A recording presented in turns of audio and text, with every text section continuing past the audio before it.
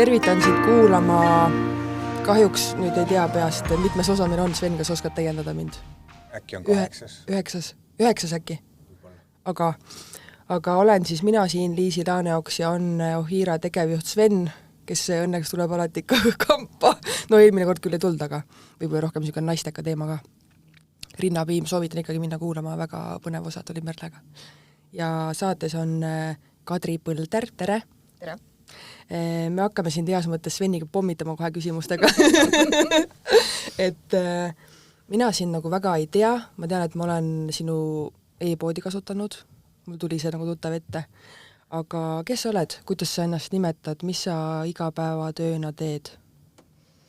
Ma olen selline huvitav kombo igasugustest erinevatest asjadest, et ega ma ennast ei saa nimetada ei ainult online marketeris, ei saa ma nimetada ennast ainult toitumisnõustajaks, et ma olen nagu palju selliseid asju koos, et kõik toitumine, tervis, vaimne tervis, eneseareng, need on kõik nagu minu teemad.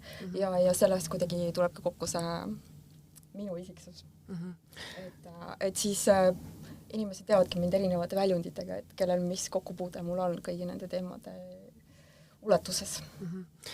Aga Foodini on sinu siis nii-öelda kaubamärk, firmamärk. Kuidas see alguse sai? See saigi tegelikult persooni brändina alguse, et ma circa 20 aastat tagasi jõudsin nende terviseteemadeni, siis läbi isikliku vajaduse, läbi minu poja tervise, ja siis hakkasin ennast tervisevaldkonnas täiendama, kuna sellel ei olnud põhimõtteliselt kvaliteetseid toidulisandeid ega keha puhastamise kohta infot, mitte midagi sellist ei olnud saada, siis ma hakkasingi põhimõtteliselt kõike ise õppima.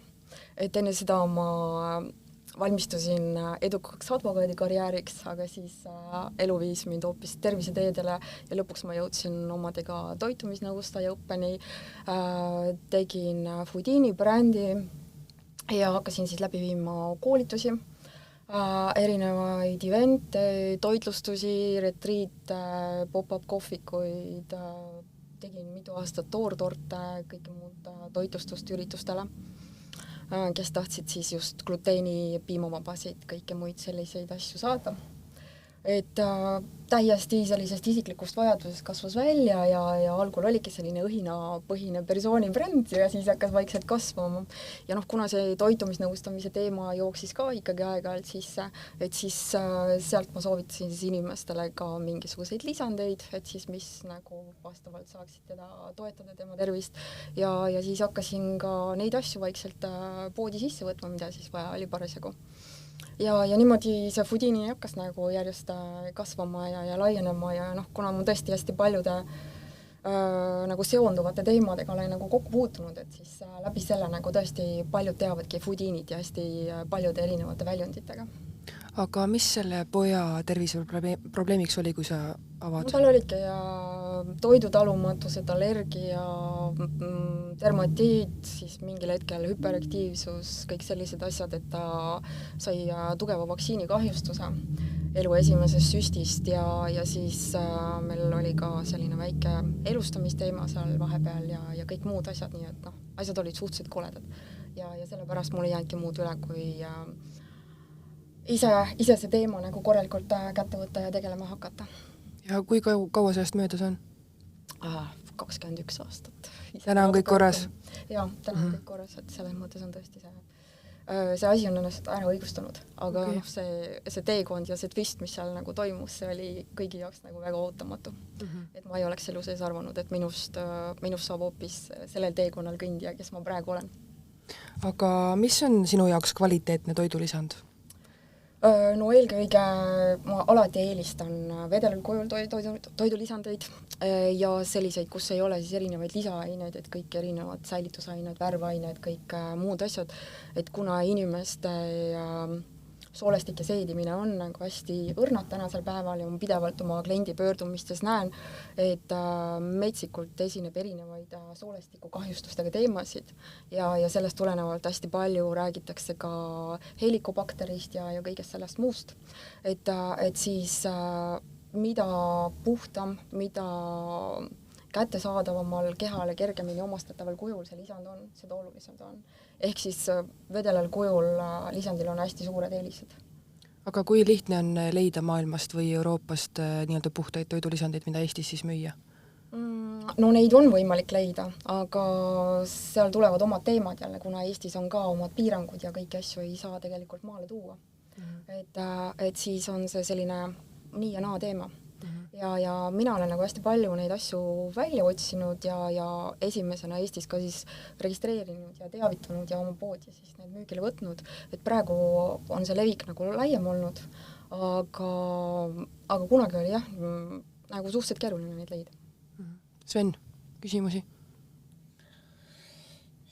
Küsimusi? Me rääkisime, vaata, oli juba soolestiku teema ja läheb meie teemaga kokku.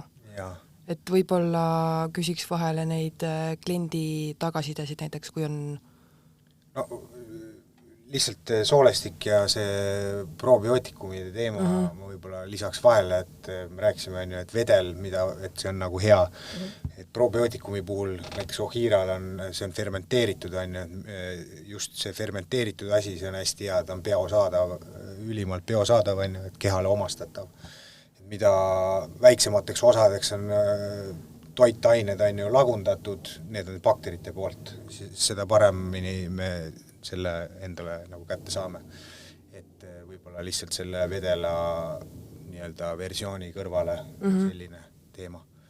Aga jaa, et sul pidi olema väga põnevaid selliseid kogemusi või lugusid inimestega, et ilmselt ka muude asjadega, aga just Ohira omadega, et äkki sa räägid meile mõnest mingist sükest põnevast, et meid väga huvitab see. No viimase aja hästi positiivsed kogemused ongi helikobakteriga seoses, et kuna ma siin juba mainisin, et sellega on praegu hästi palju pöördumisi ja inimestel on nagu tõsised mured ja see on ka nagu täiesti põhjendatav, sellepärast et meditsiiniringkondades liigub ka info, et see on seotud soolevähi ja kõigi muude selliste asjadega. Et siis seda lihtsalt ei ignoreerita. Seda diagnoositakse hästi palju, aga sellele klassikalist meditsiinist abi ei saa, sest see kolmikravi, mis antibiootikumidega tehakse, ta ei lõhusta seda bakteri mikrofilmi, ehk siis tulemusi reeglina sellel ravil ei ole. Kuna tegemist on antibiootikumi raviga, siis see kahjustab omakorda soolestikku. See soolestik on juba enne seda tugevalt kahjustunud, et ta sellisesse olukorda üldse jõuab, et mingisugused mikroobid saavad seal vohama hakata.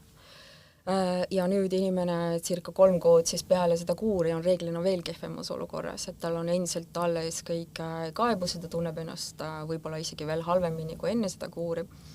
Ja me oleme siin nädala-kahega saanud selle kombinatsiooniga, mis on meie e-poes siis helikobakteri kombona saadaval, need asjad nagu ülikiiresti väga heaks ja kontrolli alla.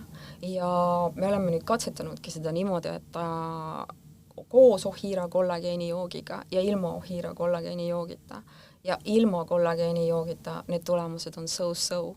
Ja koos Ohira kollageeni joogiga need tulemused on super. Kuule, aga cheers siis. Ma arvan, see on paslik koht, kus teha üks. Cheers. Mina tegin endal lahti ja cheers. Ja, et siis ma nüüd ei pürgisin küll meditsiinivaldkonna soovitusi andma ega mingeid ravisoovitusi ega midagi, aga nende inimeste tagasiside, kellega mina olen tegutsenud, on tõsiselt nagu positiivne. Okay. Ja sellepärast ma võtsin ka Sveniga ühendust ja rääkisin sellest, et me peaksime infot nagu laiemalt rääkima, et see ei ole niisama nüüd mingisuguse konkreetse toote promo, vaid see ongi nagu reaalselt see, kuidas üks toode siis toimib ja annab eeliseid teiste toodete ees. Sest mul osad kliendid on ka öelnud, et see Ohira kollageen, et ma saan siin poest mingi 15-20 euroga sama asja, et see on nagu nii palju kallim. Aga siin ongi suur vahe, sest need inimesed on 3 kuu pärast ikkagi samas seisus, kui need võib-olla need teised, kes on teinud siis selle kallima paketi läbi. Et selle kollageenil ja kollageenil on metsik vahe. Absoluutselt. Äkki ma absoluutselt ei ole kursis sellest kombost, mis sa ütlesid. Ma tahtsin ka just küsida, mis see on. Mida see sisaldab ja üleüldse tuli mulle praegu üllatuseks, ma arvasin, kui sa hakkasid helikobakterist rääkima, et sa hakkad meie probiootikumist rääkima. Mitte kollageenist. Ja, et see reaalselt aitab helikobakteri vastu, meil on nagu aastatega nii palju kogemusi. aga sa hoopis rääkisid kollageenist. jah, et ma tegelikult olen oma katsetustega jõudnud selleni, et kollageen on nagu top üks asi siin. Ja noh, kuna Ohira kollageenis ongi ju sees ka elastiin ja kõik muud head asjad pluss probiootikumid, et siis tal on nagu tõsine eelis. Aga jah, meie sammud ongi nagu need, mida me soovitame, et kõigepealt teha siis läbi kollageeniga see kuur, nagu pakendil kirjas on, ja siis peale seda jätkata libejalaga NAC ehk siis N-atsetüültsüsteiini ja amiinohappega ja siis lisada probiootikumid. Ja siis noh, ongi inimese enda valik, kas ta võtab sellest kombost siis, kus meil on esialgu disoprobiootikumid, mis on siis vedelal kujul, või siis Ohira, või siis ta alustab disoga ja jätkab Ohiraga, et see on nagu inimese enda valik. Aga et esimene kuu aega tuleks siis nagu selle mustri järgi. Ja kui inimesel on juba konkreetselt väga suured vaevused, kaebused, nagu osadel on kõik kõrvetised, muud kõhuvalud, mis iganes, et siis nad teevad juba neid libejalaga šotte ka nagu kollageeniga paralleelselt. Et sellise kombo me oleme nagu välja töötanud täielikult inimkatsetustega. Et jällegi ei pretendeeri siin mingitele ravinõuannetele, aga lihtsalt meie kliendid on nagu sellest reaalselt nagu abi saanud ja tagasisidet andnud. Okay. Ma tulen korra tagasi selle helikobakteri juurde, et ma tean ka, kuulen nagu tutvusringkonnast, et väga paljudel seda nagu diagnoositakse ja see antibiootikumiravi ei aita, et mis see helikobakter, mis tema nagu olemus on täpsemalt ja missuguseid vaevusi ta siis põhjustab, et kuidas ma saan üldse nagu mingisuguse vihja oma organismilt, et äkki mul on helikobakter nii-öelda tasakaalus siis väljas, ma saan aru, et meil kõigil ta on, aga hakkab möllama siis mingi hetk. Esineb minu teada päris paljudele, et ma ütlen jällegi, mina ei ole meditsiiniharidusega.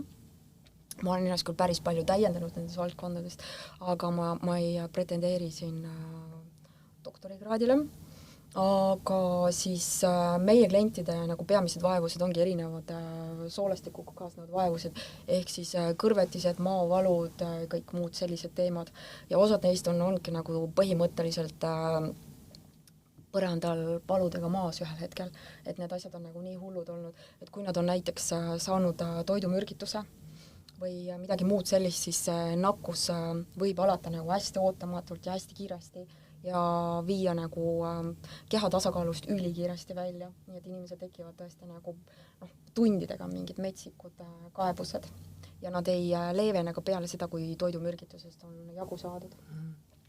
Siis nad jõuavadki tavaliselt antibiootikumi kuurini, sellest reeglina abi ei saa, nagu me juba rääkisime, ja siis nad hakkavadki muid lahendusi jõudma või muude lahendusteni jõudma või otsima neid.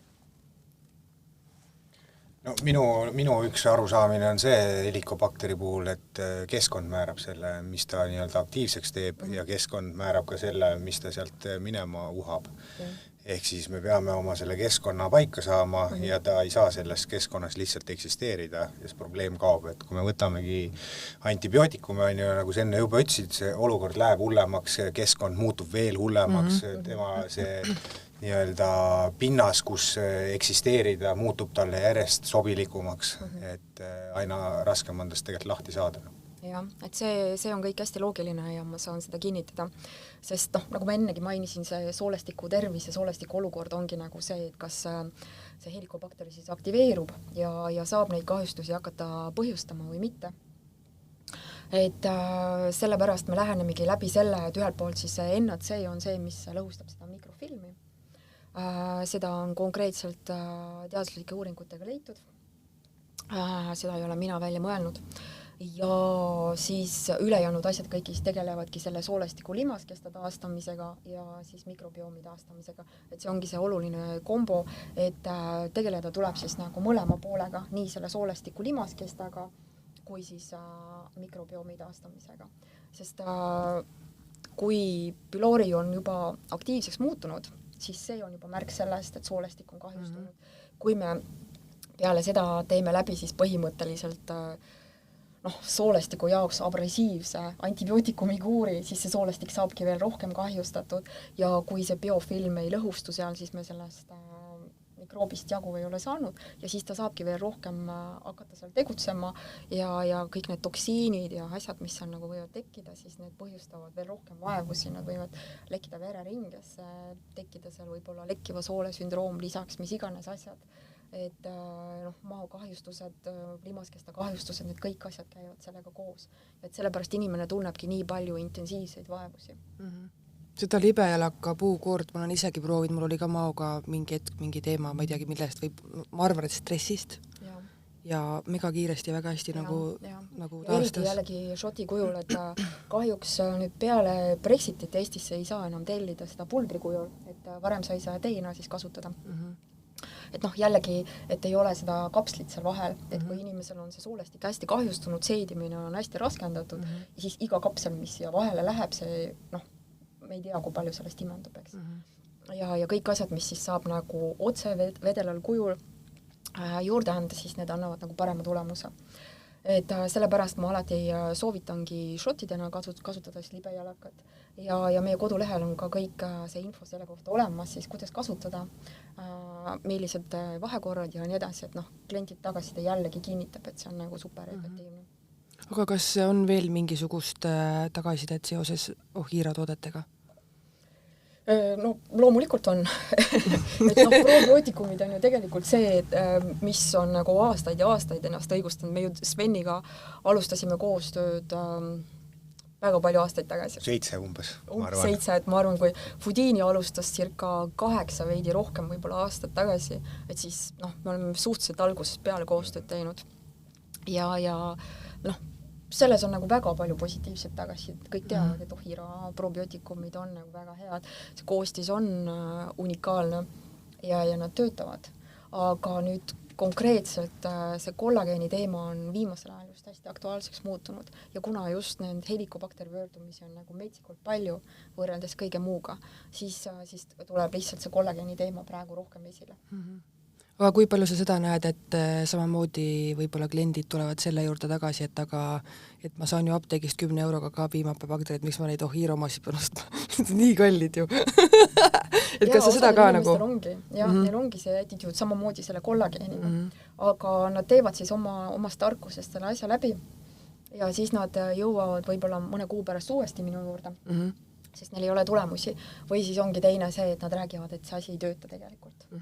Aga nad ei olegi tegelikult seda õiget asja proovinud, et nad on kasutanud mingisugust alternatiivi, mida mina ei olegi neile soovitanud.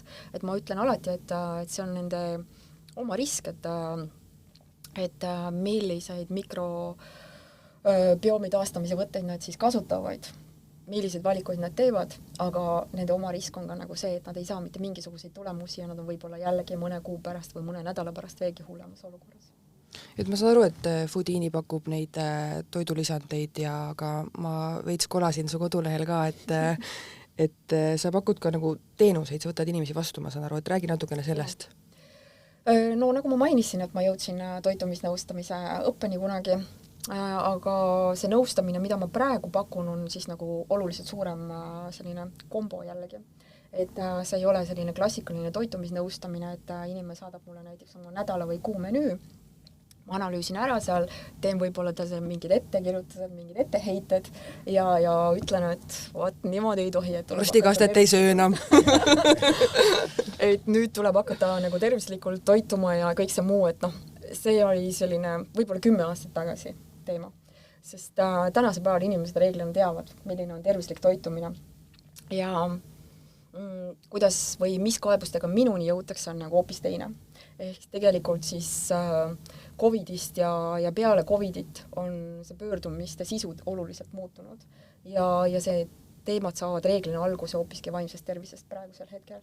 Ja see vaimne tervis, ja ma ei mõtle siin all mingisuguseid inimesi skisofreeniaga või muud sellist nagu tõsiselt psühhiaatria valdkonda kuuluvad, vaid ma mõtlengi siin just erinevad ärevused, paanikad, meeletu stress, kõik see muu, see tegelikult sööb meid kõiki elusalt. Ja ma olen ise selle peale COVIDi põdemist läbi teinud, et mul oli tegelikult väga kergel kujul COVID, 2 aastat peale COVIDi esimest lainet. Ja 3 päevaga ma olin terve oma nende vahenditega, mida ma poes pakun, ehk siis seesama liposoomne C-vitamiin. Tegelikult oli number 1 asi ja siis vedel tsink on teine asi, mis COVIDiga aitasid või aitavad. Aga see COVID kahjustas meeletult soolestikku ja kuna meie soolestik ja aju on tihedalt omavahel seotud, siis mul tekkisid mõne nädalaga sellised tõsised depressiooni nähud, mul oli kõht oli kogu aeg kõva, mitte mingit seedimist seal ei toimunud, kui mul mingisugune toit kõhtu läks, siis see põhimõtteliselt sinna jäi. Kõik oli niisugune valus ja seedimatu ja ma tundsin, mul hakkavad kruvid täiega lohisema. See oli kohutav, mul stressitalumus oli nagu täiesti nullis. Ja noh, siis jällegi, mis sa teed selles olukorras, on ju?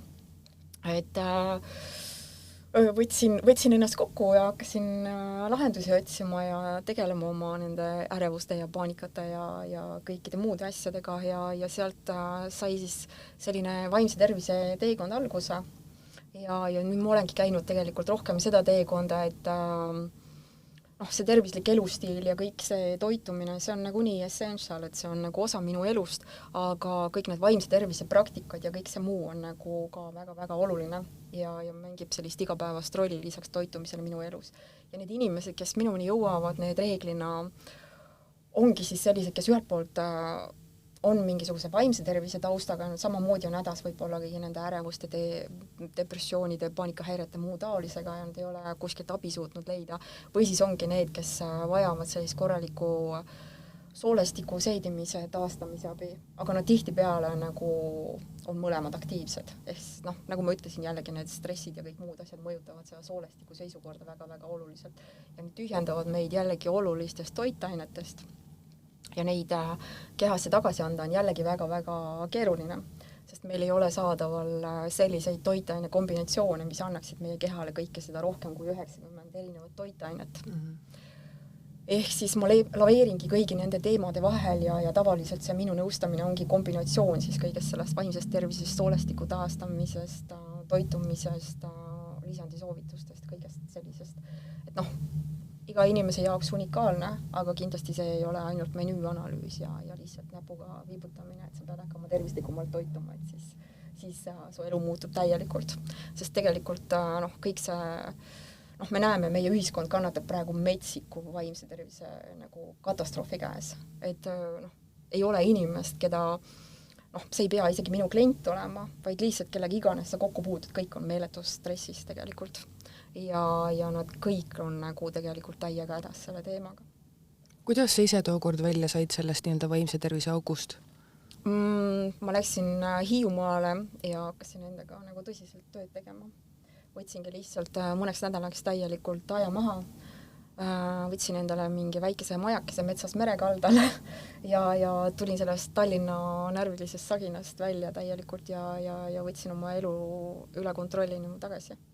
Ja peale seda mul ongi hästi palju see teekond just nende igasuguste vaimsete praktikatega tihedalt seotud olnud. Sven? Mõtlesingi, et äkki sa tood mõne näite, et millise soovituse sa näiteks vaimse poole pealt annad kliendile, mis need soovitused? Hiiumaale maja mere äärde. Ja see on alati super lahendus, aga Hiiumaa maja vajab ka neid täiendavaid soovitusi. Et siis number 2 lisaks Hiiumaale on siis võib-olla magneesium. Et see on jällegi selline super asi, mis teise asjana mega hästi aitab ja siis kas magneesium glütsinaadina või tsitraadina. Et need on 2 sellist vormi. Ja tsitraat on meil jällegi poes saadaval pulbrikujul, millest saab jooki valmistada. Ta on hästi puhas orgaaniline, puhas magneesium, kus muid aineid ei olegi. Valmistad sellest lihtsalt kerge joogi ja manustad seda ja sellega tulevad ülikiiresti tulemused. Ehk siis ta aitab nii nende igasuguste stresside ja muude teemadega kui ka tegelikult uneprobleemidega. Et see on ka jällegi selline 3. teema, millega on hästi palju pöördumisi, et inimesed ei saa magada. Ta on ka ühelt poolt võib-olla seotud selle stressiga, aga teiselt poolt ka võib-olla kroonilise magneesiumi puudusega. Ja krooniline magneesiumi puudus on jällegi osa sellest nõiaringist, et me vaimne tervis logiseb ja me seedimine ei toimi nii nagu peab, sellepärast, et magneesium omab meeletult suurt rolli nagu organismis. Ma ei mäleta, kas üle 300 erineva ensüümi tegevuse kehas. Ja, et see on nagu metsik. Et ainuüksi, kui me, ta on küll ainult üks toitaine, mida me kehale saame anda, aga kui me alustame kas või sellest väikesest asjast, siis tegelikult on hästi tihtipeale tulemused. ja ka isegi eakate inimeste puhul, kellel võib-olla ei olegi võimalusi kõike muid erinevaid lisandeid võtta, kui nad alustavad magneesiumiga, siis nad saavad juba kõvasti paremad tulemused. Ja kui sinna kõrvale keskenduda siis ka soolestiku teemade leevendamisele, mikrobiomile, siis need tulemused on nagu veelgi paremad. Ja siis need, kellel on võib-olla mingid ärevuse, depressiooni teemad, kõik muud sellised, siis ma õpetan ka neile sellised kerged eneseabivõtted juurde. Et nad ei jää minu vastuvõttudes sõltuvusse, et ma nüüd ütlen, et näiteks iga, ma ei tea, nädala 2 või 4 tagant sa pead siin minu vastuvõtule tulema, vaid minu jaoks on kõige suurepärasem tagasiside see, kui ma seda inimest rohkem ei näe, sest ta reeglina on oma teemad siis korda saanud ja tema sõbrad ja tuttavad pöörduvad minu poole, sest ta sõber andis nagu soovitused, et näed, ma sain abi, et mine sina ka. Ja need asjad nagu töötavad sellise tõsiselt ja soovitusturundusena, ilma et ma peaksin kasutama soovitusturunduse põhimõtteid. Sven, küsimusi? Praegu ei ole. Läksin liiga sisse teemasse, kuulasin. Mina väga palju vaatasin sinu kodukal blogipostitusi ja panin siia mõned asjad, mis mind kõnetasid, mõned teemad. Lihtsalt nagu küsin siia sinu, mis iganes, võib-olla arvamust juurde, aga kas saan õigesti aru, et meditsiinimeediumi Anthony, tema soovitab neid epigeneetiks, öeldakse, on õigesti? Ta ei soovita konkreetselt epigeneetiksit, okay. Aga epigeneetiksil on ka selles samas vormis lisandid olemas, mida Anthonygi soovitab. Ja paljuski siis nendest soovitustest sai ka alguse epigeneetiksi siis kasv-Eesti turul. Ja miks mina ka hakkasin sealt tellima, sest ma kunagi järgisin oluliselt rohkem neid meditsiinimeediumi soovitusi, kui ma praegu neid teen. Ma olen teinud sealt oma selektsiooni ja on mingeid asju, mida ma nagu endiselt vägagi soovitan. Ühena nendest siis seda sama B12 vitamiini selles vormis, nagu Anthony soovitab. Et jah, sealt on tulnud need esialgsed head soovitused. Ma tahtsingi just küsida, et kui palju sa ise nagu Anthony soovitusi jälgida, kas ütlesid, et sa mõned asjad oled võtnud ja mõned asjad? Jah, et ma alustasingi kunagi maksapuhastusega, et mis siis on süsteemis 9 päeva. Et siis on jaotatud 3 osaks ja siis ta toetab nagu hästi seda maksapuhastumist läbi erinevate toitude, et sa ei kasuta ühtegi ainet ja sa ei võta põhimõtteliselt mitte mingeid lisandit sel ajal. Kuna ma sain nagu metsikult head tulemused sellest, siis ma olen seda teinud vist 3-4 korda nüüd uuesti. Räägi sellest lähemalt palun, sellest puhastusest, kui oleks huvitava. Tulemusest. Ja tulemustest ka, jah? No tulemused on nagu meeletult head, et seal olulisem kui kaalulangus minu puhul, mis ei ole nagu kunagi mingisugune oluline näitaja olnud, oligi nagu see, et sa märkad nagu meeletut energiataseme kasvu, nahk läheb oluliselt paremaks, tselluliit kaob, kõik muud sellised asjad, et need on nagu need esimesed asjad, mida sa märkad juba viimastel päevadel või peale sellest protsessist välja tulekut, et need on hästi-hästi suured muutused. Ja nagu ma ütlesingi, ta on siis puhtalt toiduga seotud, et sa ei kasuta siin ühtegi mingisugust produkti, sa ei kasuta siin mingisuguseid erineva brändi tooteid, vaid siis teedki need konkreetsed sammud väga konkreetsete soovitustega läbi, et sa ei tee seal oma loomingut, et see on väga konkreetselt välja töötatud süsteem, milles olulist rolli mängib siis selline hommikune skeem, kus on siis sidrunivesi, sellerimahl ja siis meditsiinimeediumi maksasmuuti. Siis on erinevad muud sammud kuni õhtuni välja seal ja siis 3 esimest päeva on see skeem siis ühel kujul, siis minnakse sügavuti sellesse maksapuhastusprotsessi, järgmised 3 päeva on ta teisel kujul teiste toiduainetega, et nad mõjuksid siis kehas nagu jällegi järgmisele protsessile. Ja siis 3. on siis see maksa toetamine, et ta turvaliselt saaks siis vabaneda ja lahti lasta kõigest sellest, mis siis kõige selle eelneva 6 päeva jooksul on kehale sõbralikul pehmel viisil valmistatud ette kehast väljumiseks. Ja siis see annabki siis selle hästi positiivse tulemuse. Kas sellerimahla joodi ka hommik? Ei. Okei. See on ikkagi selline kuuridena teema, et mina aastaid ei suuda nagu seda juua. Okei. see maksa teema praegu, et see oli jube, mul kohe hakkas klikkima, tuttav.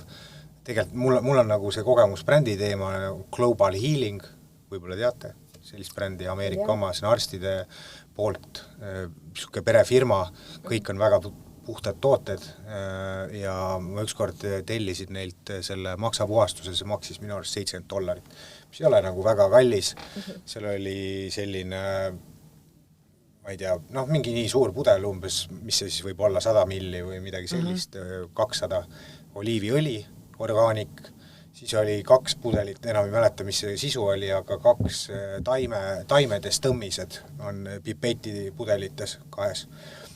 Siis pidid teatud päevadel seda iga päev võtma, siis oligi mingi 2 või 3 päeva tagant muutsid seda, hakkasid teist võtma. Ja kõik terve see aeg, see kestis ka mingi 6-7 päeva, toitusid taimselt. Hästi kergelt. Ja lõpus oli see, siis oli see magneesiumsool ka, mis mul ei tule see vorm meelde, seda müüakse apteegis. Tal on siuke... Sa mõtled siis magneesiumkloraat? Vot ei tule praegu meelde, mis magneesium see on, aga seda müüakse seal ja tal on hästi rahustav toime. Saad sisse juua põhimõtteliselt. Tal on teine nimetus. Igatahes see oli ka kotike ja selles laustasid sooja veega ja siis jõid selle, vist kõigepealt jõid selle sisse ja siis lasid selle oliiviõli jõid järgi. Ja siis, see oli mingi 5. päeval või 6. ja siis viskasid pikali voodisse kägarasse, oli vist siia poole. See on see maksa poole tulema. Ja oled kägaras ja siis mingi 45 minutit pidid olema niimoodi. Ja peale seda võisid magama minna. Hommikul lähed tualetti ja rohelisi palle lendab, kõik maksas tuleb välja. Et ma nägin esimest korda elus, ma tegin seda lihtsalt profülaktika mõttes, nagu ma isegi ei teadnud, et mul tuleb sealt midagi, mul tuli nagu neid tohutult palju, need läksid järjest väiksemaks, aga mõni oli nii suur. Aga nad ei olnud kivid, et nad olid ikkagi pehmed, see tähendab seda, et nad ei ole seal väga kaua olnud. Et kui nad lähevad kiviks, see tähendab seda, et nad on väga pikalt juba olnud inimesel maksas. Aga ma nägin seda reaalset tulemust ja ma ei tea, $70 sellise asja eest. Kuidas tunne oli pärast? Ei vinge juba seda nagu kogeda ja näha, sa tajud, sa näed, et see töötab.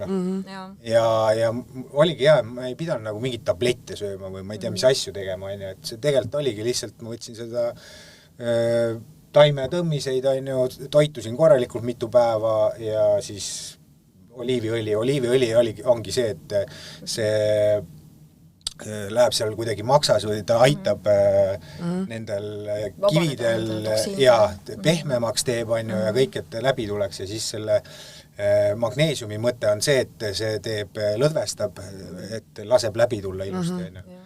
See on väga loogiline, see kinnitabki vaata seda samamoodi, et sa rääkisid ka, et sul olid need erinevad etapid, mis sa läbi tegid, samamoodi meediumil olid need etapid, et siis on samamoodi see, et üks on see prepi etapp ja siis peale seda kõik muud ja siis lõpuks on see lahtilaskmine. Ja magneesium ongi ju see ka, et ta lõdvestab seda soolt ja siis ta soodustab seda väljumist ja siis osadel juhtudel pannakse sellele oliivõlile veel juurde see sidrunimahl, et siis ta omakorda nagu soodustab seda puhastumist ja vabanemist. Et Eestis oli ju ka selline tore bränd nagu Senglens. Nüüd tuli meelde, vabandust, Epsom salt kutsutakse. Et Senglensiga oli samamoodi see, et seal tuli neid ilusaid roheliste kivikestega pilte alati lõpus ja viimane kord oli mul endal ka, et ma olen päris mitu korda selle läbi teinud ja viimane kord mul oli täpsama see roheliste kivide teema. Ja ma teadsin, et ma enne seda ei olnud toitunud nii tervislikult kui tavaliselt ja ma ei olnud joonud vett nii palju, kui vaja oli. Ja see oli nagu kohe selles tulemuses näha. Et see on nagu päris karm tagasiside, et sa nagu kohe näed, et sa ei ole mu keha eest piisavalt hoolitsenud. Karm jah, selles mõttes. Aga luutihedus on mul siin üks teema, et miks meil üldse luud õrenema hakkavad? No siin on ju jällegi palju erinevaid põhjuseid. Et kõik see on kinni ikkagi hästi paljuski jällegi toitainetes, toitainete imendumises, mis on kinni jällegi soolestiku tervises selles, Üks kui ring palju alati. me saame neid toitaineid ja millises vormis nad on ja kas see on siis keha jaoks piisav. Sest keha ei jäta siis mingisuguseid olulisi toimefunktsioone kunagi katmata ja siis kõik need igasugused puudused ja hõrenemised tulevadki siis sellest, et kehal ei ole piisavalt toitaineid ja siis ta võtabki näiteks vajalikke mineraalained luudest ära. Ja kui me ei anna neid kohe sinna juurde, siis see luu hõrenemine võibki mingisugusel hetkel tekkida ja hakata järjest süvenema. Et noh, see teooria on muidugi oluliselt pikem ja põhjalikum, kui ma siin praegu selle kokku võtsin, aga lihtsalt minu kui tervisevaldkonna inimese jaoks see on jällegi selline osa sellest tsüklist. Et noh, me põhimõtteliselt ikkagi saame tervet oma seda elutsüklit mõjutada läbi soolestiku tervise, läbi mikrobiomi tervise ja toitainete imendumise soodustamise, pluss siis piisavas koguses toitainete andmise oma organismile. Et see nagu tagab põhimõtteliselt kõik need funktsioonid. Ühesõnaga luutihedust ma saan siis taastada ikkagi läbi nende mineraalainete tarbimise ja soolestiku korda tegemisega ja kõige sellega. Et noh, number 1 asi on ikkagi alati ma soovitan, kui inimene ei ole näiteks kunagi keha puhastanud, siis ta võiks alustada puhastumisest, sest see on oluline alus selleks, et me saaksime alustada soolestiku tervendamist. Ja kui soolestiku tervendamisega juba tegeleme, siis me saame mõelda ka toitainete lisamisele. Kui me alustame seda suvalisest otsast, et me võtame mingisugust suvalist toitainet, siis me ei pruugi mitte mingeid tulemusi saada, sest võib-olla see soolestik on nii kohutavas olukorras, et keha ei omasta sealt mitte midagi. Või me võtame mingil sellisel kujul neid lisandeid, mida keha ei omasta. Et näiteks ma mäletan, mul oli kunagi hästi kehva suhtumine magneesiumisse, sest sel ajal, kui ma siis oma selle lapse tervise teemadega kokkupuutes käisin, õppisin erinevaid asju, siis räägiti ka meile sellest, kui oluline roll magneesiumil kehas on ja siis ma hakkasin vaatama, et okei, meil siis apteegis on magneesiumkelaat ainsana müügil, umbes 20 aastat tagasi võtsin seda. See oli kohutav, mis see tunne sellele nagu järgnes, et see nagu blokib põhimõtteliselt endal nagu elutegevuse ära, nii paha hakkab lihtsalt olla, sest keha ei omasta mitte midagi ja sa oled nagu nuiaga pähe saanud põhimõtteliselt, noh, vähemalt minu reaktsioon oli nagu selline. Ja siis ma mõtlesingi, et mulle magneesium ei sobi, mina magneesiumit ei saa tarvitada ja ma nagu hoidsin kauge kaarega magneesiumist eemale, sest noh, sellist enesetunnet nagu minul selle gelaadiga nagu tekkis, ma ei saanud nagu endale lubada, et sa oled nagu päev läbi põhimõtteliselt audis omadega. et noh, see on nagu selline super näide sellest, kuidas nagu toitainel ja toitainel on vahe, et magneesium ja magneesium ei ole nagu üks ja sama. Et see on nagu metsikult suur vahe. Ja seetõttu ongi oluline, et kui me hakkame ka näiteks selle luutihedusega tegelema, et siis me alustame sellest õigest otsast. Ja tõesti mul blogis on ka siis üks Ohira, mis on positiivne tagasiside lugu, et luutihedust on võimalik siis probiootikumidega taastada. Ja noh, see läheb tegelikult täpselt kokku kõige sellega, mis ma just praegu rääkisin, et meil peab olema soolestik terve, tugev mikrobioom, toitainete imendumine tagatud ja piisavas koguses toitaineid. Et see kõik on nagu osa sellest süsteemist, et me ei saa nagu tegeleda ühe, teise või kolmandaga. Kas te olete kumbki teinud parasiidikuuri? Ikka. Millega on kõige nii-öelda, ma ei tea, kas saab öelda, et kõige efektiivsem, on mingit väga efektiivset asja näiteks parasiidi puhastuseks organismil? Nii erinevaid igasuguseid. Ma praegu peast ei oskagi öelda, sest tõsiselt nagu palju ja ma arvan ise, mina arvan, et see on siuke inimese, sõltuvalt inimesest, mis kellegile sobib, et seal on erinevad koostised sees, osadel on mingid sennad ja asjad sees, mis teisele inimesele üldse ei sobi, et tekitab kõhulahtisust ja nii edasi, et ma arvan, et seda peab natuke seal proovima. Ma lihtsalt tulin me hakkasime sellest detoksist natuke rääkima, maksapuhastusest, mul oli just see nagu mõte tuli, et ma ise proovisin siin ka hiljuti ühte parasiidikuuri nii-öelda, aga mul nagu keha ei ma tundun ennast hästi, mul kogu aeg oli see tunne, ma jätan pooleni, kuigi ma mõtlesin, ma ei kujuta ette, et ma need ussid kõik endal kuskile siia välja meelitanud ja see ei olegi võib-olla sulle lihtsalt, et pead midagi teist proovima. Et mul on alati see küsimus olnud, et kui parasiidikuuri teha, ma saan aru, et need parasiidid hakkavad ju kusagilt nagu tulema välja, siis on väljutus, aga äkki ma jään kuidagi selle kuuriga poole peale, mis siis saab? Minu jaoks kuna see koostabki alati see parasiidikuur etappidest, kuna nad on erinevates faasides, kõik need erinevad parasiidid, et siis minu kogemus nii enda kui oma klientidega ongi see, et hästi oluline on ikkagi see võimalikult laia spektriga toode ühelt poolt ja teiselt poolt on see, et kui sa sellega alustad, siis sa ei jäta seda pooleli. Ja sa teed seda by the book, ehk siis täpselt nii, nagu see instruktsioon ütleb, et sa ei tee seal oma loomingut, et ma nüüd, siin kord nädalas tuli meelde, et siis võtad ja siis ma ei tea, räägid, kuidas mitte midagi ei toimi, see on jällegi sellest žanrist, et tee see asi korralikult läbi, sest kui seal tulevad mingisugused kaebused, siis see võib ka ju näidata seda, et seal tõesti need protsessid toimuvad. Ma ei hakka siin praegu rääkima, mis siin võib toimuda, aga sa saad ise ka aru, et see on pigem selline, see võib olla oluline tagasiside, et kõik see toimis. Ja kui sa nüüd selle pooleli jätad... Ma olen usse täis praegult üleni, kõik lihtsalt kubiseb. Ma ei ütle nagu seda, aga jah. Seda ma arvasin. Kui sa alustad oma hoovi koristamisega, siis pühi see ikka lõpuni. Fakt on see, et nagu räägime siin parasiitide mingist kuurist, siis ilmselgelt, kui sa teed nende olemise nagu ebamugavaks, siis nemad teevad sinuga olemise ebamugavaks. Ei muidugi, selle tagasile ma sain. Et see nii-öelda tagasilöögi momente hakkab sealt tulema kindlasti. Ja, sest seda on ju vaata öeldud ka, et kui neil tekivad need igasugused sulemisreaktsioonid ja värgid, nad hakkavad mürke eritama ja sul võibki hakata paha. Ja kui sa nüüd jätad selles faasis pooleli, siis sa oled põhimõtteliselt andnud neile boost'i, et tüübid. Mega rõve on olla praegu. Saage veel tugevamaks. Miks ma seda küsin? Parema teema tagasi. Aga jällegi see on jällegi väga oluline osa sellest soolestiku tervisest, sest enamus inimesi selle peale ei mõtle. Aga meil kõigil esineb elus kokkupuudet erinevate parasiitidega ja eriti, mida rohkem me reisime maailmas ringi, me võime neid väga steriilsetest köökidest saada, aga seda enam reisidelt, kus me võib-olla hügieeniga ei saa nagu väga detailidesse laskuda.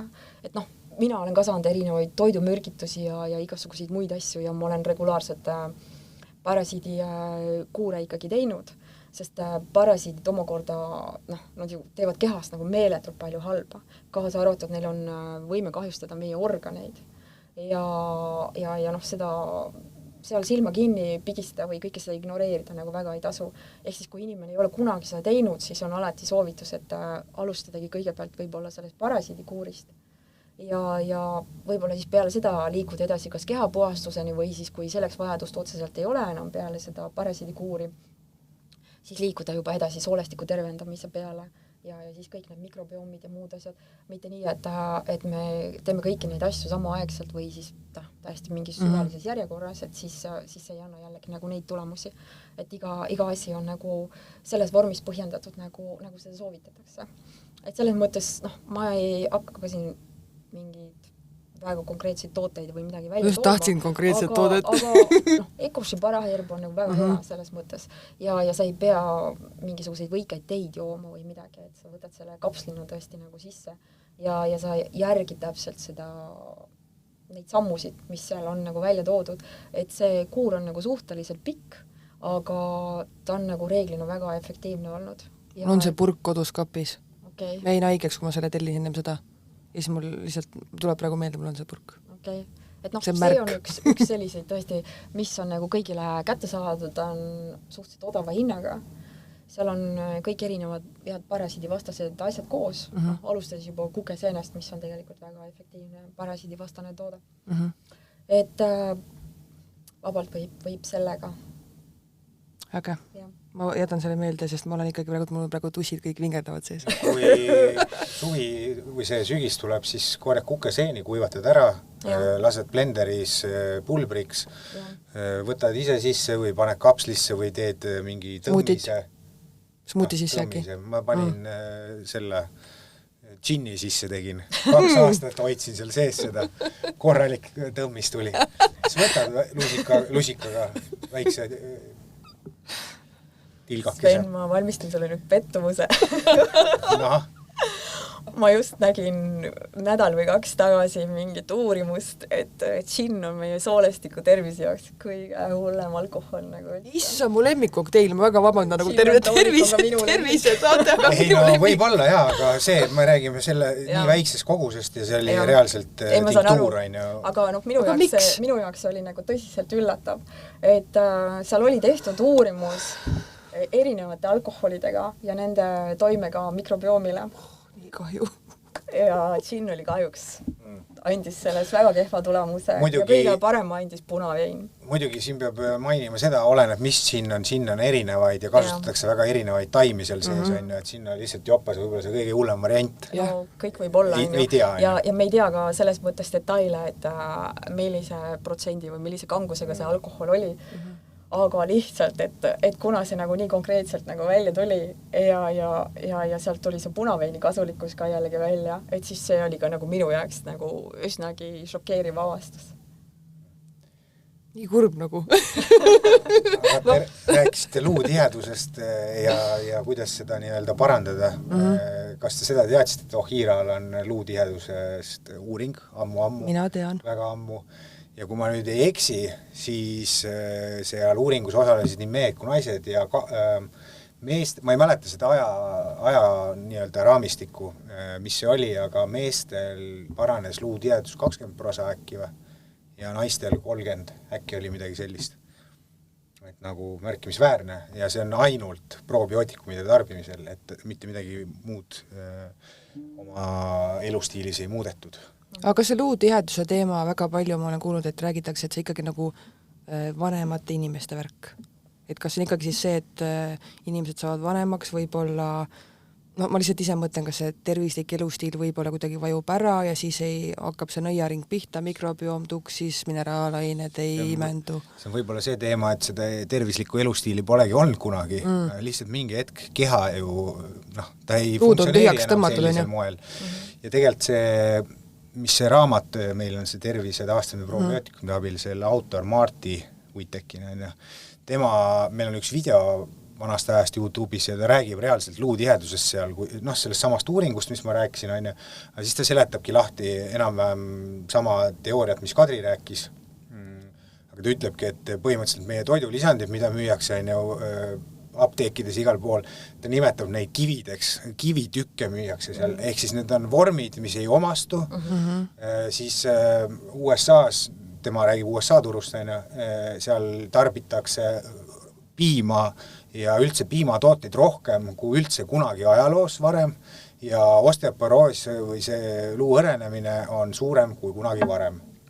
Ehk siis miks see nii on, ja ta ütlebki, et näiteks, kui ma nüüd täpselt mäletan, seal ma arvan, et see oli nii, ma võin eksida, näiteks K2 vitamiin oli väga olulist rolli mängis seal, et kui ma tarbin kaltsiumit ja mul ei ole K2 vitamiini piisavalt, siis see kaltsium liigub hoopis kohtadesse kehas, kuhu ma ei taha, et see läheks.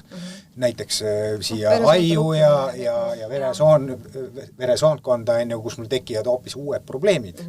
Aga kui mul on nüüd seda K2 piisavalt, siis see lähebki ilusti luustikusse ja mu liige või need luustik saab tugevamaks. Et see oli üks nagu asi, ta rääkis seal mitut skeemi, see oli väga huvitav, see oli väga loogiline kõik ja mis rolli nüüd see probiootikum mängib, on ju näiteks Ohira oma, seal on nii palju postbiootikume ja erinevaid aineid, mida on bakterid tootnud, et see lihtsalt panebki protsessi käima ja sul hakkab paljud bakterid ju toodavad vitamiine meie kehas ka, on ju.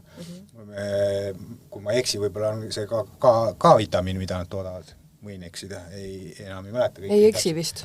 Minu meelest on küll, jah. Et siit tulebki see on ju välja. Aga kas vitamiinide ja mineraalainete vajadus enne millegi nii-öelda lisa tarbima hakkamist tuleks ikkagi teha mingi analüüsiga selgeks? Ma mõtlen kas või kaltsium, kas ma hakkan kaltsiumit lihtsalt võtma, et täna mõtlen, et tegelikult võiks kaltsiumi võtta. See tundub mulle, et see ei ole nagu hea mõte, kui mul ei ole tehtud kindlaks, et mul on seda puudu. Mis sa arvad, Kadri?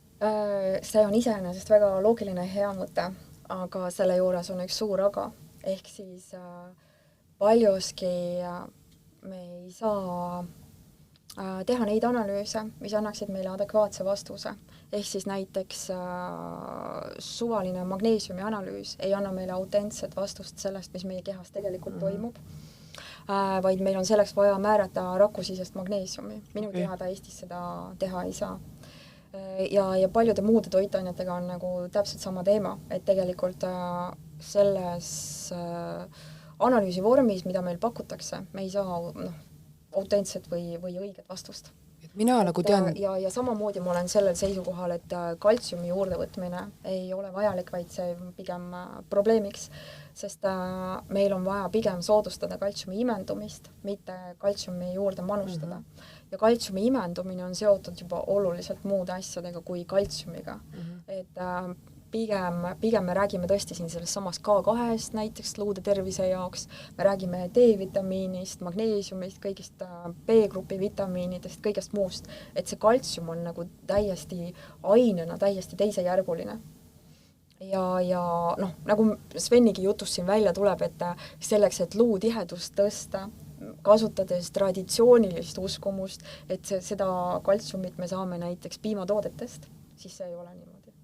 Ja seda kinnitavad kõigi heaoluühiskondade kodanikud tegelikult. Et näeme, inimestel on metsikud probleemid luutiheduse ja kõige muuga, kuigi piimatooted on nagu metsikult levinud kõigis sellistes ühiskondades. Ehk siis see ei tööta päris sellisel kujul. Et meiegi kliimas on ülioluline tagada pigem nagu D-vitamiin ja kõik need muud asjad. Ja samamoodi D-vitamiin on väheiennetuses hästi oluline. See on jällegi see, mida meil Eestis analüüsidena küll mitte ei tehta vales vormis, vaid pigem ei taheta nagu üldse teha. Et mul kliendid pidevalt kurdavad, et perearst ütleb, et et kui tahate, et tehke ise, makske ise selle analüüsi eest.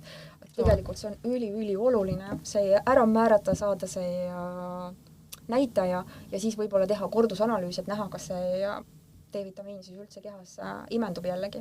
Sest mul on ka väga konkreetseid inimesi olnud, kes on aastaid võtnud D-vitamiini ja kuna nad ei ole minuni jõudmiseni siis teinud analüüse ega tuvastanud seda seisundit, et mis see näit siis konkreetselt kehas on, et siis nad ongi arvanud, et neil on D-vitamiiniga kõik okei, aga neil tervisega ei ole olnud okei. Ja kui nad on siis lõpuks teinud selle analüüsi, siis see analüüs on võib-olla olnud nagu kõige põhjas üldse, ehk siis neil ei ole kehas nagu mitte mingit D-vitamiini selleks, et kõiki neid protsessi soodustada. Ja siis on number 1 asi hoopiski magneesium. Ehk siis magneesiumi lisamine võib nagu neid tuua välja sellest probleemist, et nad ei omasta piisavalt D-vitamiini. Ehk siis me ei räägi üldse siin nagu kaltsiumitoodetest praegu. Et see on jällegi väga organismi põhine, et kellel mis teemad konkreetselt on, aga me jõuame jällegi selleni, et kaltsium mängib nagu metsikult olulist rolli väga paljudes protsessides. Ja tõesti aastaid tagasi jälle, kui meil ei olnud heal kujul kaltsiumit siin saada, et siis me alustasimegi sellest, et me tegime neid Epsom-soolaga näiteks jalavanne ja kõike muud sellist, et tal on lisaks ka see detox-funktsioon, et ta soodustab siis nagu keha puhastumist. Aga tal on ka tõesti see rahustav ja und soodustav ja siis hästi kiiresti magneesiumivarusid kehas taastab funktsioon läbi nende jalavannide. Et see on jällegi selline oluline nüanss, millest hästi paljud ei räägi, aga mis minu kogemus nagu konkreetselt kinnitab, et magneesium on oluline. Ma olen kunagi kuulnud niisugust lauset, ma ei tea nüüd kust, aga et ma võin selle B12 näidu sealt verest võtta, aga ma ei saa seda diagnoosida, palju mul närvisüsteemis teda on. Et seda analüüsi meil pole, on ju. Et kuigi võib-olla mul närvisüsteemi mingi asi, vereproov on korras, mõtted, et ei saa olla, aga palju närvisüsteemis on, seda ei tuvasta keegi. Jah, et meil nii mõnegi analüüsiga on see, sest keha hoiab ikkagi verest stabiilselt mingisugust taset, et meie keha suudaks üldse funktsioneerida ja seal kehas võib olla mingisugune oluline suur puudujääk, aga see analüüs ei näita seda.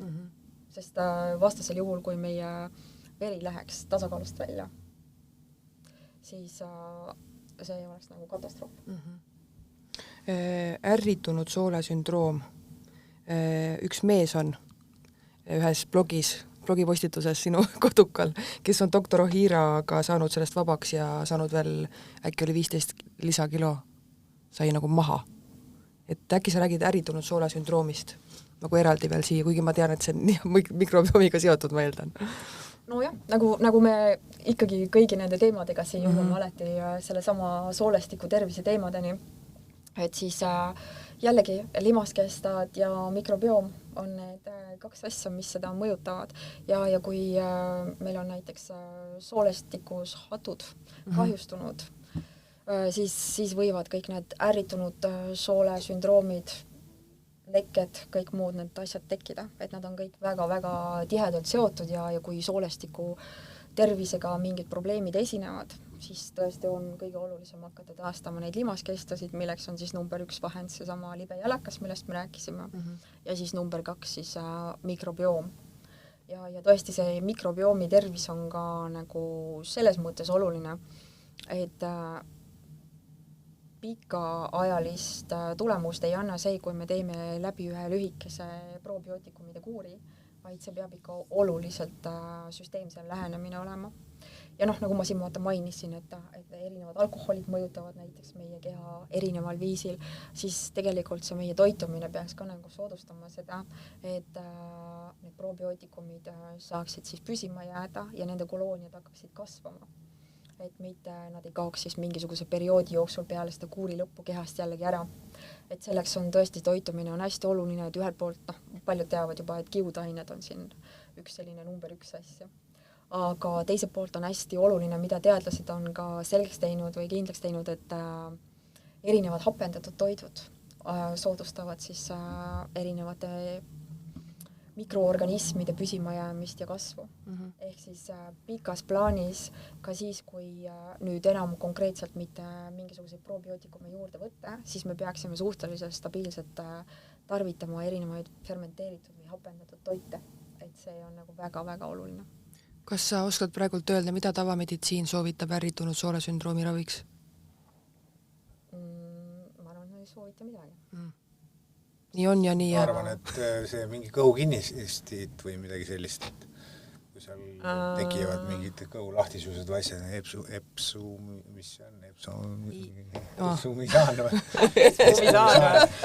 Okei. Ma isegi tõesti enam ei tea seda, sest ma ei ole nagu... Aga kes see mees oli siis selles mõttes? Ei, siin oli üks blogipostitus. See oli Ohirast tulnud see mingi tagasiside. Jah, ma arvan ka. Meie enda lehelt Urmas ilmselt. Vist küll, jah. Mis Urmas lugu oli täpsemalt? Tal oli ikka nagu väga raskel kujul see ja ta jõudis meieni äkki mingi läbi mingisuguse, ma ei tea, ajalehe või ajakirja mingi reklaami. Ta mõtles, et proovin vaata. Ta oli erinevaid proovinud ja tal oli reisimist ka palju lennukiga Saksamaale ja ma ei tea, kus ta käis, ta ise rääkis. Ja tal oli ikka nii ränk, et kui ta oli lennuki peal, ta oli reaalne kõhulahtisus tekkis. Nagu reaalne, väga raske oli seal olla. Ja ta ütles, et esimest korda siis, kui ta neid proovis, et see esimest korda normaalselt lennukiga reisida. Ja ta on tänase päevani meil klient, muideks ta käib nagu vastab ühe korraga suure hunniku, et ikka tükk aega enam tulema. Ja seal see lugu oli muidugi veel pikem, ta oli mingis tsöliaakia või midagi sarnast kuskil liidus, mingi liige. Ja siis ta üritas selles liidus siis seal mingitele, kes need esimehed või kes iganes seda liitu vedasid, rääkida siis Ohirast. Ja kui ta rääkis sellest, siis ta visati liidust välja. Päris lugu.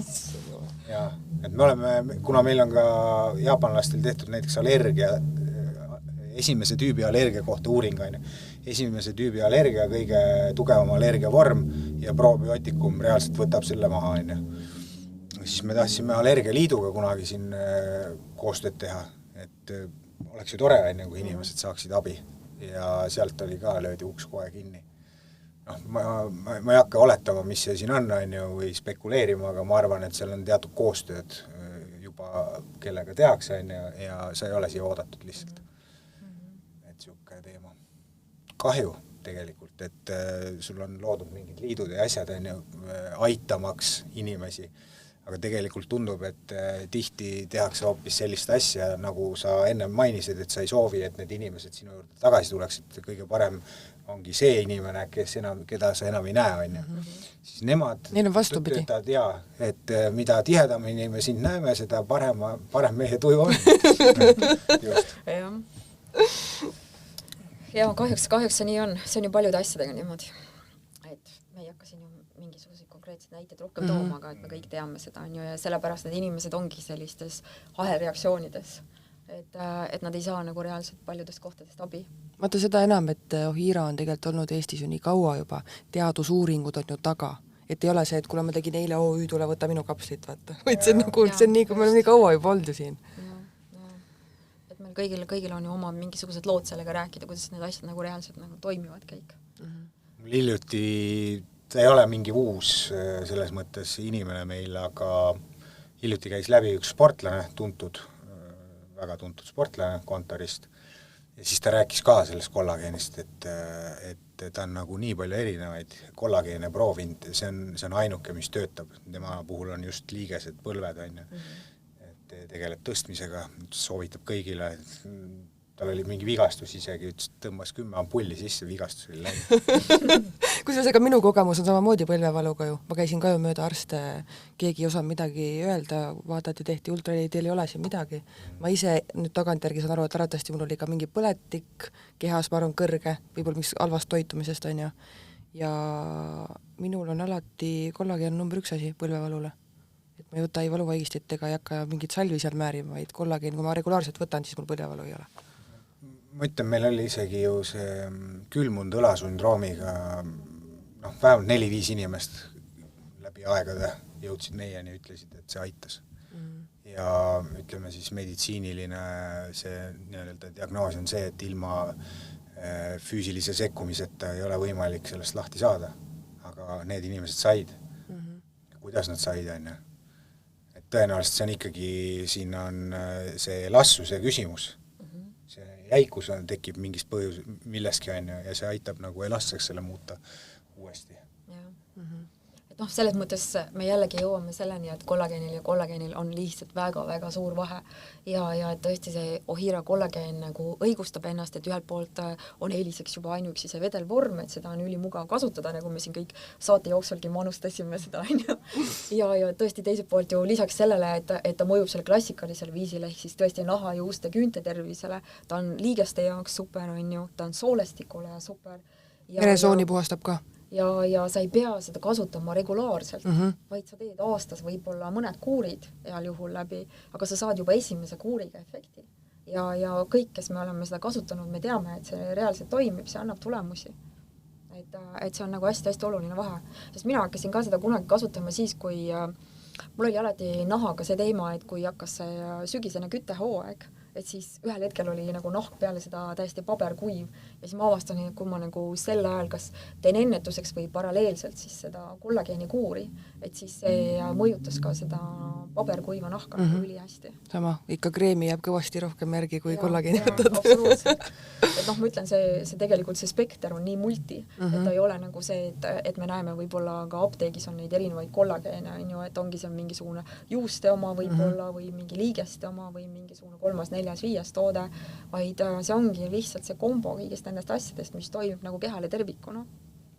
Ja kollageeni puhul on kõige olulisem minu arust ongi see, et esiteks tuleb kindlaks teha mitu tüüpi tootes on, Hiiral on 3 tüüpi, iga tüüp on siis täiesti erinevate kehaosade ja organitele, veresoon, silmad, ma ei tea, kops, maks, nii edasi. Siis tuleb kindlaks teha see molekulaarmass, mida madalam, seda parem. See on ülioluline vist. Ja et see määrabki ära selle, kuidas see üldse imendub. Sul võib seal 10 erineva kollageeni tüüpiga olla, kui need on, ma ei tea, saadud veisest või seast, mis on üli suure molekulaarmassiga, siis olgu neid või 20 tüüpi seal, need ei omastu sulle, et see on nagu maha visatud raha. Need on nagu hästi olulised asjad ja ma olen ise, kuna ma olen ise pidanud ka uurima, ikka pead vaatama siin konkurentsi ja nii edasi, mis turul toimub, siis ma olen avastanud, et väga paljud isegi ei maini kas neil on 1 tüüp, on neil 2 tüüpi, on neil 3 tüüpi ja rääkimata sellest, mis on see molekulaarmass. Et tegelikult kõige tähtsam informatsioon, mis peaks olema olemas, seda sa ei leia. Järelikult see on nii madal, et see ei imendu, seda pärast nad ei kirjutagi. No üks variant on see ja teine, mina leian, et kui kliendil või inimestel endal on piisav teadlikkus, siis ju selliseid, need on elementaarsed asjad, mida sa tahad näha, sa ei saagi müüa siis sellisena, järelikult neid asju ei jälgita tegelikult nende toodete ostmisele, ma arvan. Pluss lõppude lõpuks, kui me paneme kokku selle, et keegi võtab seda kollageeni aastaringselt ja maksab, ütleme, 1 purgi eest seal võib-olla tõesti mingi 15-20 eurot, sa korrutad selle 12-ga, siis tuleb päris märkimisväärne number.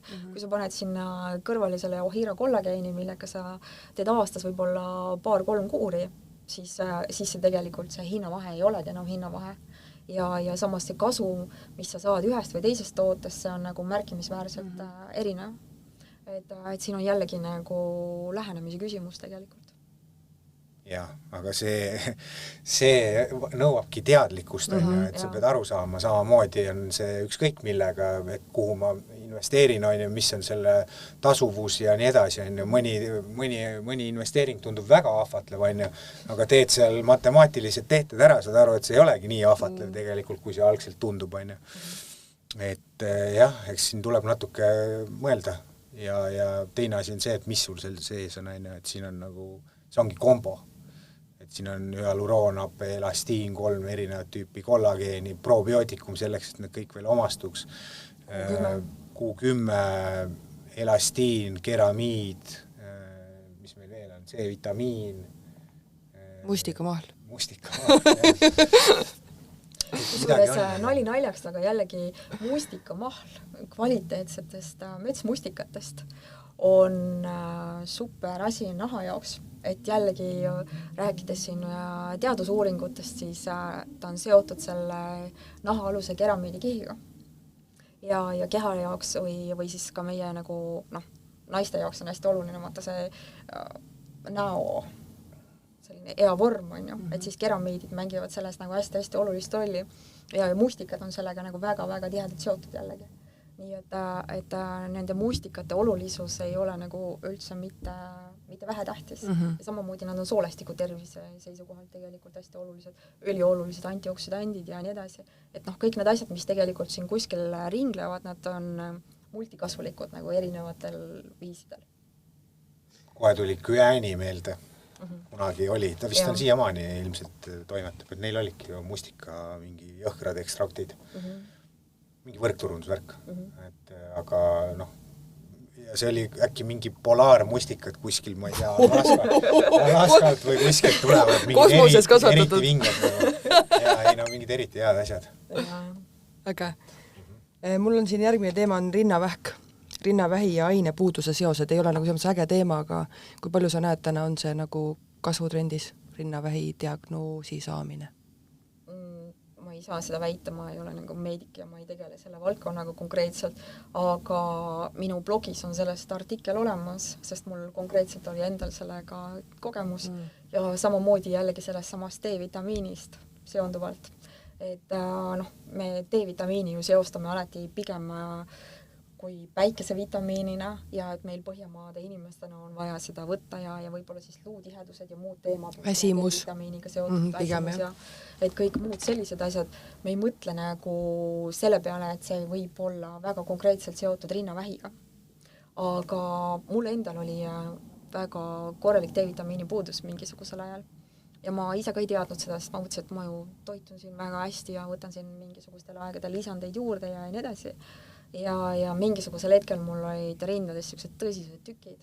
Väga-väga valus oli ja ma nagu kogusin ennast ja valmistasin selleks mõtteks, et ma pean nüüd arsti juurde minema ja ma saan selle mingi jubeda diagnoosi, sest ma ei kujutanud ka ette, et see probleem võiks mingisugusel muul kujul üldse olla või et sellele on mingisugune muu lahendus olemas.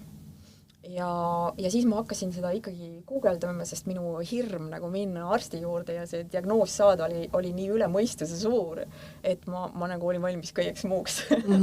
Enne seda kõik muud asjad ära tegema, kui ma nagu tõesti sellega silmitsi seisan. Ja see oli, ma pakun kuskil 14-15 aastat tagasi. Ehk siis tõsiselt ammu juba. Ja ma sattusin lugema ühe Rootsis resideeruva arsti blogi, kus ta kirjutas väga konkreetselt rinnavähi ja D-vitamiini puuduse seostest.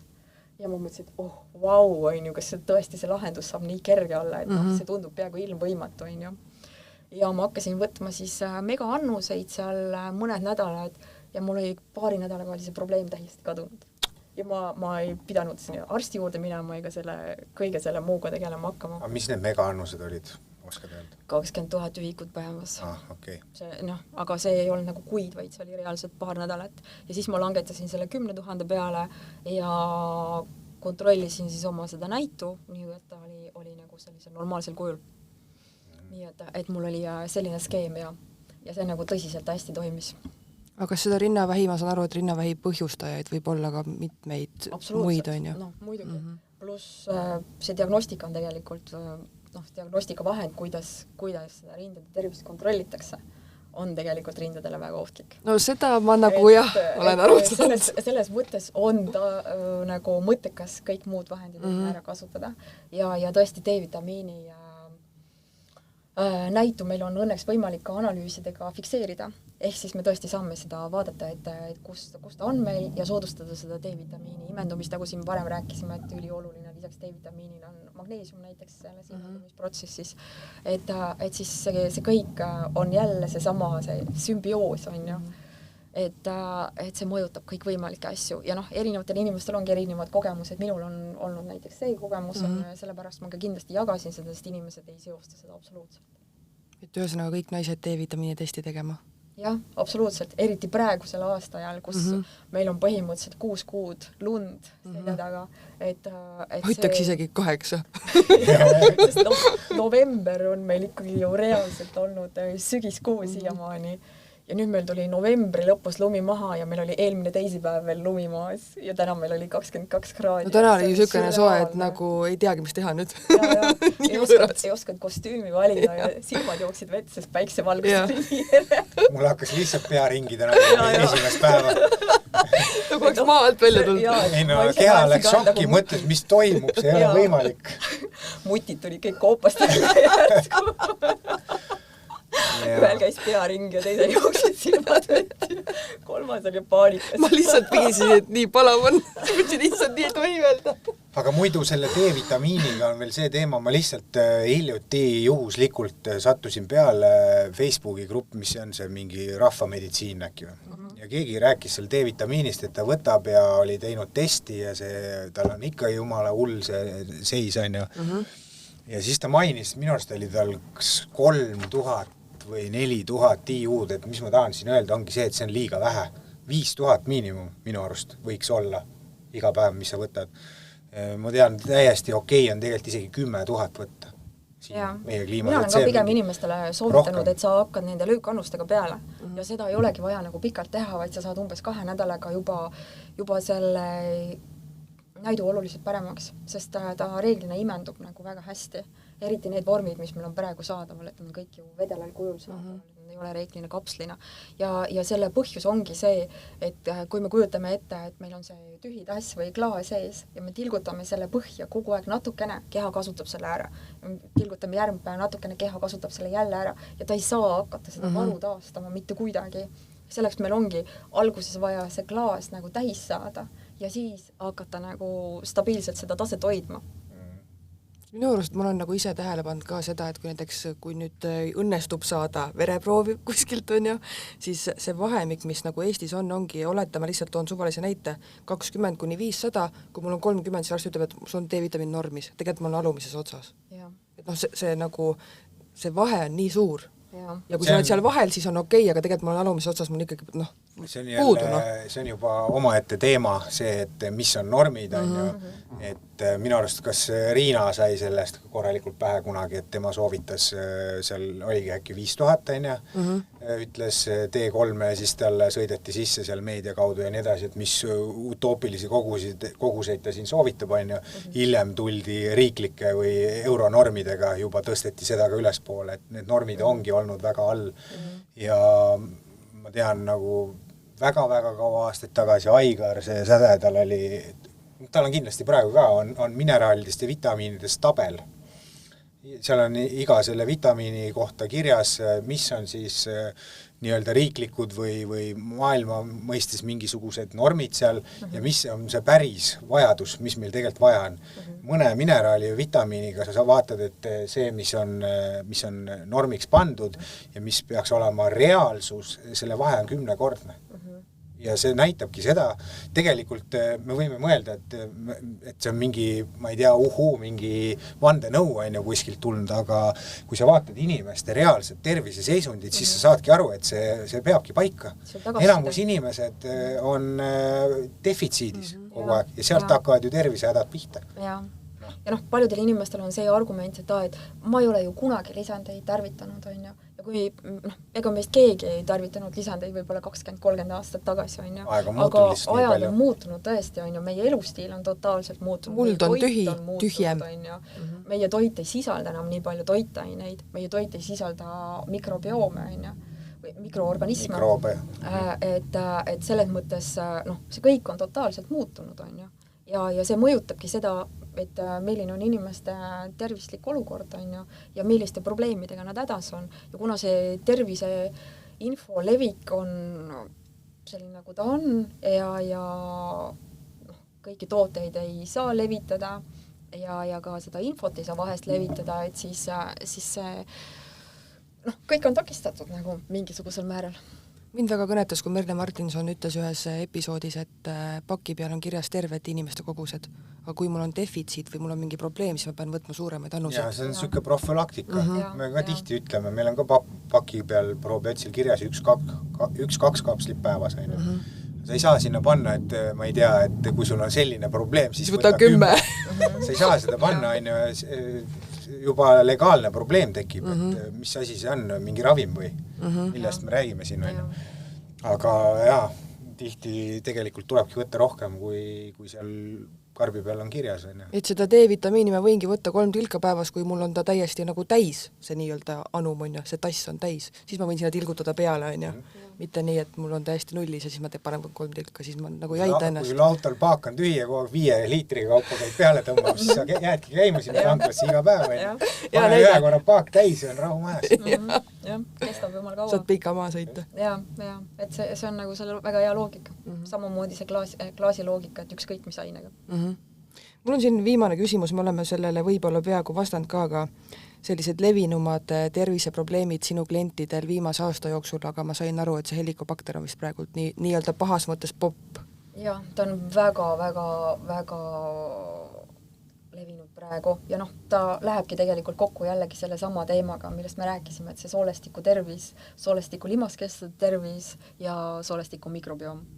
Ja see kõik siis nagu mõjutab seda kõike, vaimset tervist jällegi, toitainete imendumist, toitainete puudus mõjutab jällegi meie keha üleüldisi funktsioone ja energiataset ja seda, kui terve või haige me oleme, kui stressile vastuvõtlik või mitte vastuvõtlik me oleme, et see on kõik ahelreaktsioon ja kui meil üks asi logiseb, siis ka kõik järgmised sammud logisevad. On sul siia, Sven, veel midagi tuua? Hakkame otsi kokku tõmbama. Helikobakteri puhul ma võin lihtsalt nagu võib-olla Ohira teemal rääkida, siis meie oma klientil, väga häid tulemusi saama just probiootikumiga. Aga mida paljud ei tea siin ongi see, et kuna helikobakter on maos, siis Ohira probiootikum selleks, et selle helikobakteri vastu efektiivne oleks kapseltub puruks närida. Sest muidu ei jõua lihtsalt makkuda, läheb peensoolde, seal temast kasu ei ole selle probleemi puhul. Et lihtsalt nagu väike nipp on ju. Et mina nagu olen enda talupoja mõistusega alati mõeld, et see helikobakter, kui ta juba mölleb ja ta on käest ära on ju, et mulle tundub see lihtsalt nii ebaloogiline, et ma tean, et antibiootikum on nagu metsatulekahju nii-öelda meie kõhus on, et tõmbab nagu kõik puud maha, vahet pole, kas seal on head või halvad on ju, nii-öelda.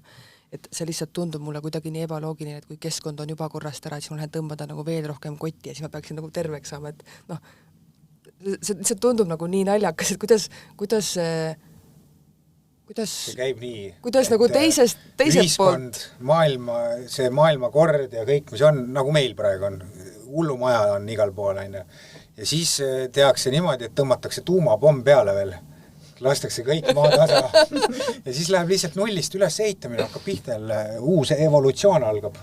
Et põhimõtteliselt sama teema, kõik pannakse maa tasa ja siis hakkad uuesti üles ehitama. Siis sul ei hakka igav kunagi ja siis sul on kogu aeg tegevust ja aga ma siiski nagu, kes võib-olla naljast natukene mööda pani, siis tegelikult me soovitan ikkagi probiootsi, kui on helikobakteri probleem. Ja nagu ma aru sain, siis kollageeniga kombona. Ja see kombo on kõige parem, mida ma siin suhteliselt alguses nimetasin, millest saab siis täpsemalt lugeda meie kodulehelt foodini.ee. Ja siis see on nagu kõige parem, et siis mitte üks konkreetne toode, vaid siis kogu see nende sümbioos, sest toimed on erinevad. Mida sa tahaksid siia lõppu veel inimestele südamele panna enda tervise kohta? Et nad hooliksid oma tervisest, sellepärast, et kui oma keha, vaimu ja üleüldise tervise eest hoolt kanda, siis ainult see tagab parima võimaliku täisväärtusliku elu. Et minu suust võib-olla võib see kõlada kuidagi et ma üritan siin nüüd lisandeid promoda läbi selle või mis iganes, aga tegelikult see ongi minu kogemus, et see elustiil on nagu see, mis annab või võtab nagu. Ja see tulemus, milline mõju meie elustiilil võib meie elule ja tervisele olla, võib avalduda võib-olla alles 20 aasta pärast. Aga praegu see selles mõttes see juurde tulev põlvkond, kõik need lapsed ja noored, kes praegu enamuses on üles kasvanud väga-väga ebatervislikult, ma vahest mõtlen õudusega, milliseks saab nende täiskasvanu iga, sest need kahjustused, mis nad praegu soolestikule ja mikrobiomile ja oma üleüldisele tervisele teevad, võivadki välja paista alles 10-20 aasta pärast, võib-olla siis, kui nad on 30-ndates, 40-ndates. Et ma just eelmine nädal jagasin Heaolupoe Instas ka siis neid screenshot'e ühe doktori blogist, kus ta jagas, et ta peab minema ütlema ühele noorele tüdrukule, et soolestikus on augud energiajookide pidevast tarvitamisest.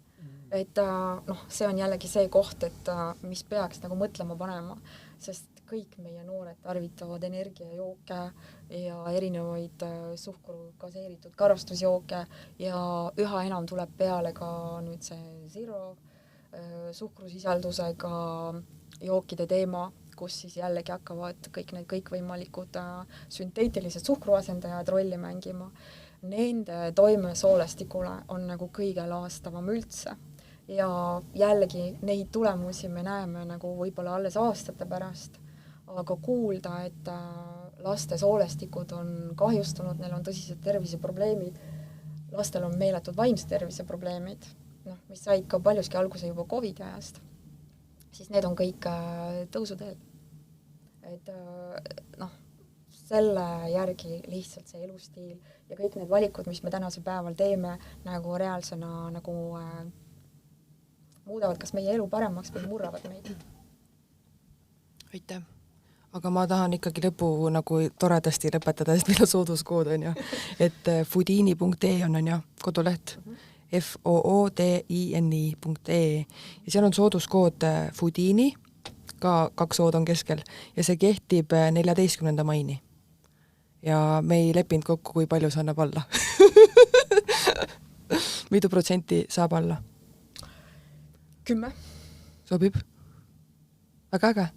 Kuule, aga siis on diil. Oli väga tore ja väga informatiivne jutuajamine teiega. Oli meeldiv. Aitäh. Aitäh sulle. Tšauks. Tšau. Tšau.